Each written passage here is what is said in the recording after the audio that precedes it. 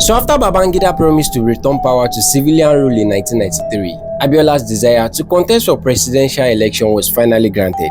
Abiola had the support of Babangida, but you see, deep down, there were officers in Babangida's circle who does not want Abiola to contest, let alone win the election.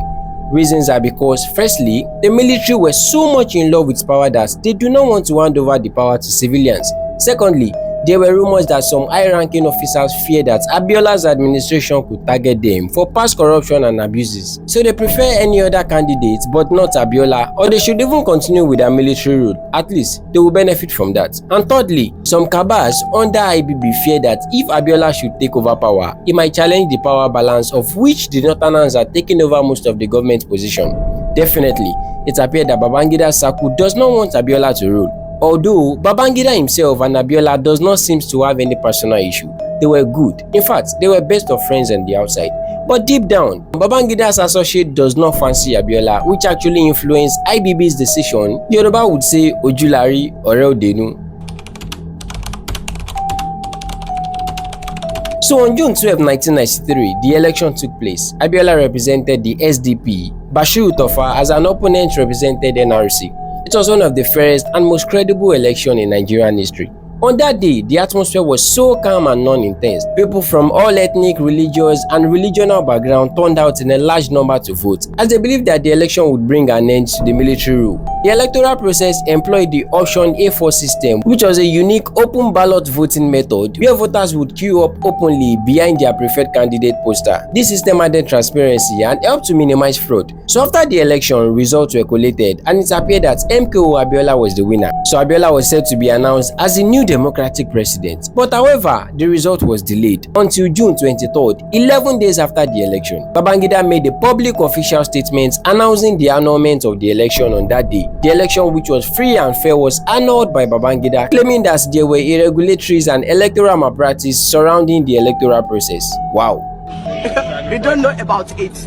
The announcement held the whole country on hold, sparking outrage and leading to widespread protests across Nigeria. But why would Babangida make such an announcement? Why would he annul such a transparent election? Well, the answer to it was earlier stated. IBB's associates and some cabals in the government house were at work. They definitely held IBB by the throat, because if he should award the election to Abiola, he was likely going to pay for it with his dear life. Come on, this is politics. Politics, there's no permanent friend, no permanent foe. As long as you have your cake, you don't care if every other person does not have theirs. And so, when IBB annulled the election, the country went wild. Abiola was devastated. He could not believe the level at which Babangida had treated him. He felt betrayed, of course, though he did not confront IBB directly. Rather, he took a legal step by taking the case to court. So Abiola started calling for international attention and mounting pressure on IBB to announce him as the winner of the election. But in the midst of all these fights, Abacha was somewhere. You would have wondered how come Abacha came into the picture and how come he was the one that sentenced Abiola to prison in future. Here is how it happened. You see, Abacha was one of Babangida's closest military friends. He served as the chief of army staff and later as the minister of defense. He played a key role in maintaining control within the military and ensuring loyalty to Babangida's regime. So when Babangida was facing backlash for the election he annulled, Abacha came through for him. He supported him low-key. The reason why I said low-key was because Abacha was a smart man. A very smart man.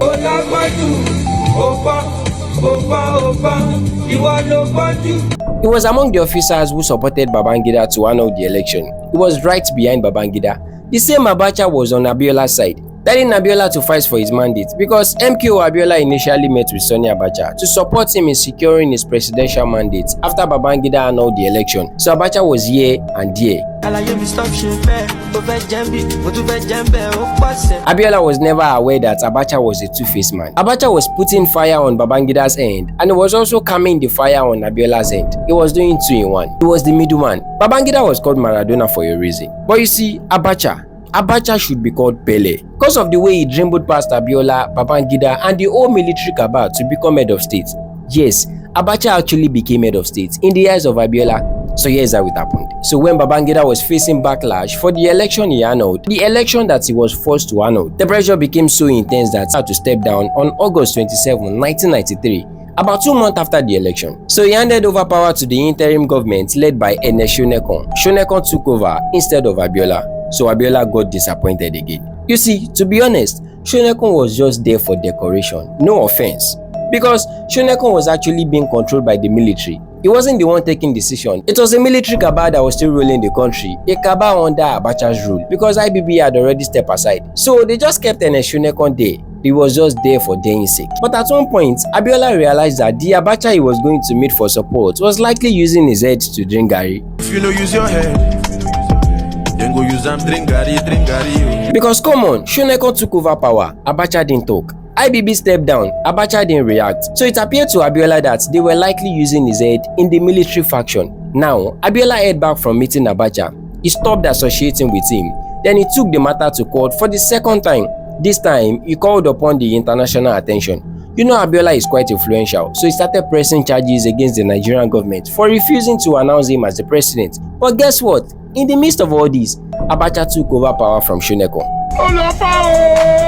Now you see why I said Shonekun was just there for deco. Abacha was installed as the new head of state. Abacha played this game so well that he knew the right time to take over the country. Something that actually pissed Abiola off. So Abiola already knew what the game was all about, but he didn't confront Abacha at first. He was hoping that Abacha would still hand over power to him, as per what they had discussed previously. But at one point, it became clear that Abacha was not interested in transferring power or validating the June 12 election. So Abiola realized that he had been betrayed by both Maradona and Pele, Babangida and Abacha.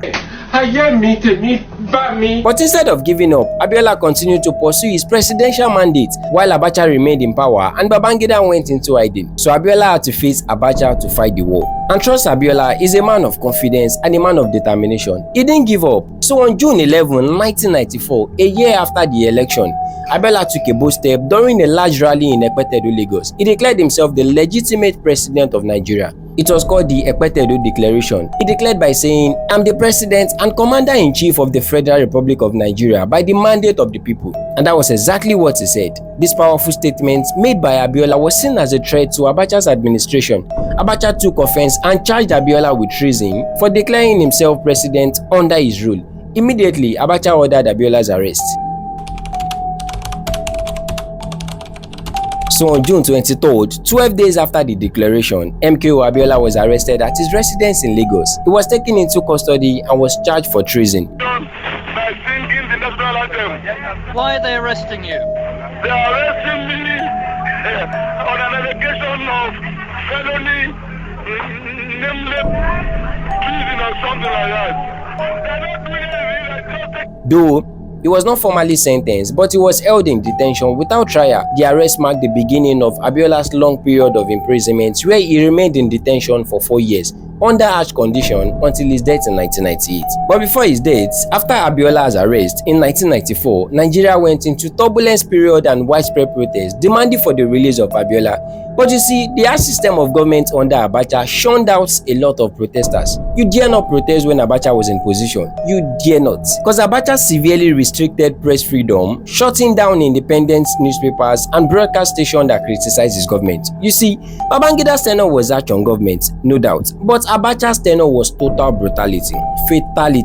Journalists who opposed the government were harassed, detained, or even murdered. He doesn't care, just like he did to Ken Saro-Wiwa and 8 other activists in 1995. He executed them straight up. So the few remaining media outlets were heavily censored by Abacha. He prevented them from accessing information on Abiola while he was in prison. He didn't only stop at attacking those journalists, he went on to attack other military officers who criticized his work. Abacha established a military tribunal which he often used to sentence political opponents to long prison time or even execution. Among those who he sentenced in 1995 was former head of state General Olusegun Obasanjo and the deputy Shehu Musa Yar'Adua, the elder brother to Umar Musa Yar'Adua. They were both imprisoned by Abacha because he saw them as a significant threat to his regime. Even though they were both of the old military officers, he doesn't care.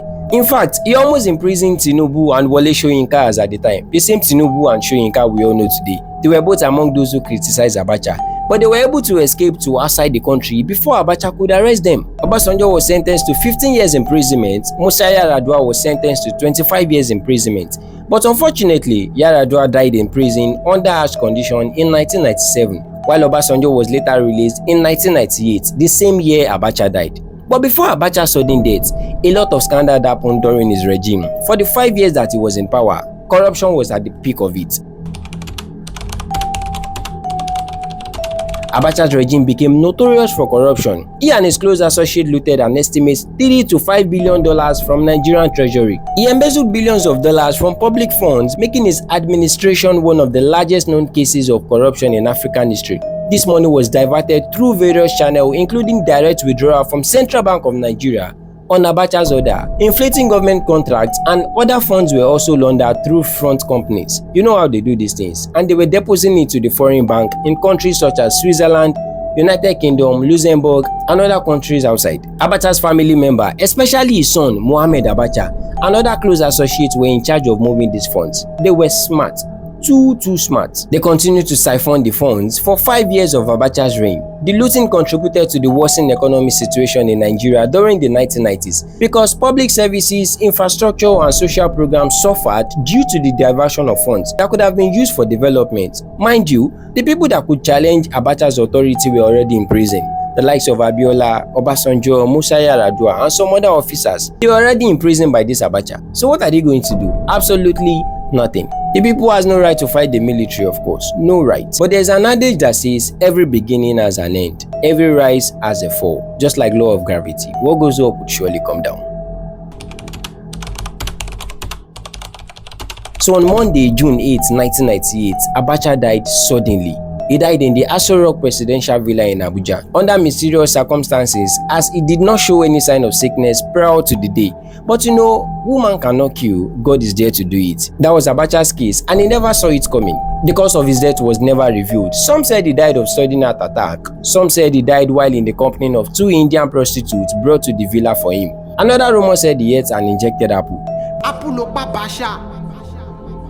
But his assistant who was there with him at the time, Major Hamzat Al-Mustafa, believed that he was poisoned by a member of the inner circle, the Akankos. Abacha's sudden death led to the widespread celebration in Nigeria. You know, when a head of state dies, the people are supposed to mourn. But in Abacha's case, Nigeria celebrated. They rejoiced over the brutal regime of oppression, corruption, and human rights abuse that they had suffered in the hands of Abacha. The Kano Mafian, the Khalifa, the prelate of politics has fallen. Everybody was super glad because his death paved the way for Nigerian return to democracy, with the hope that Abiola that was in prison would be released shortly and be installed as the new president. But you know, shortly after Abacha's death, General Abdulsalam Abubakar, the chief of staff defense, was appointed as the new head of state. Abdulsalam promised to release politicians who has been imprisoned by Abacha. But before he could finalize the release, M.K.O Abiola died in prison untimely. So on July 11, 1998, exactly 1 month after Abacha's death, some United States delegates went to visit Abiola in prison. The meeting was part of the ongoing effort to secure Abiola's release and discuss the political future of Nigeria. While having the meeting, Abiola was said to have requested a cup of tea. And shortly after he took the tea, he complained of stomach discomfort and went to use the restroom. Upon Abiola's arrival, he began to sweat profusely and was feeling uncomfortable. He laid on the floor while he was struggling to breathe. The doctor was called upon to treat him, but before the doctor could arrive, Abiola had died already. His death was sudden and unexpected because the circumstances around his death was suspicious, as autopsy revealed that he died from heart attack. But some inner officers believed that he died of poison, that they actually poisoned his tea. Abiola's death sent shocking waves around Nigeria, especially among his supporters who had believed that he is going to be the next president after his release. A lot of people were disappointed. And after Abiola's death, Obasanjo was later released by Abdulsalam, while Musa Yar'Adua died in prison 2 years prior. Rumor had it that he also died from poison. So Tinubu and Soyinka, who had both left the country, returned back after Abacha and Abiola's death. So the country began to move towards transitioning to democracy under Abdulsalam. Political parties were allowed to reorganize and preparation for election began in 1998. So the People's Democratic Party, PDP, were among the parties that were formed. In fact, they emerged as the leading political party at the time. So Obasanjo joined the PDP to contest as a president for a second time. So by the early 1990s, Nigeria held a democratic election, marking the country's first civilian rule in nearly 2 decades. Olusegun Obasanjo emerged as the winner of the election, making him the first person to rule as the military head of state and as a democratic leader. Obasanjo's election represented a new beginning, as Nigeria hoped for a government focused on reform, stability, and economic development after years of authoritarian rule. You see, the problem we face today in Nigeria has been the same problem since 1960. Every head of state has come with the agenda of making a better Nigeria, but unfortunately, they go without fulfilling the promises. Honestly, Nigeria was never in a safe hand, even 64 years later.